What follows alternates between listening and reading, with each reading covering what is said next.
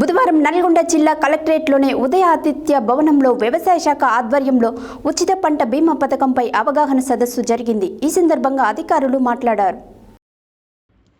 బుధవారం నల్గొండ జిల్లా కలెక్టరేట్లోని ఉదయాదిత్య భవన్లో వ్యవసాయ శాఖ ఆధ్వర్యంలో ఉచిత పంట బీమా పథకంపై అవగాహన సదస్సు జరిగింది. ఈ సందర్భంగా అధికారులు మాట్లాడుతూ రైతులను ప్రోత్సహించాలనే ఉద్దేశంతో రైతులకు భరోసా కల్పించే విధంగా కేంద్ర ప్రభుత్వం ప్రవేశపెట్టిన ప్రధానమంత్రి ఫసల్ బీమా యోజన పథకంలో భాగంగా ఈ వానాకాలం పంట నుండే రైతులకు ఉచిత పంట బీమా పథకాన్ని అమలు చేయాలని, ఆ అమలుకు సంబంధించిన విషయాలపై ఉమ్మడి నల్గొండ జిల్లా వ్యవసాయ శాఖ అధికారులకు అవగాహన కల్పించడం జరిగిందని తెలిపారు. నల్గొండ జిల్లాలో వానాకాలంలో వరి, పత్తి, టమాటా, కందుల పంటలకు, ఏసంగిలో వరి, వేరుశనగ పంటలకు ప్రభుత్వం ప్రవేశపెట్టిన ఈ ఉచిత పంట బీమా పథకం వర్తిస్తుందన్నారు.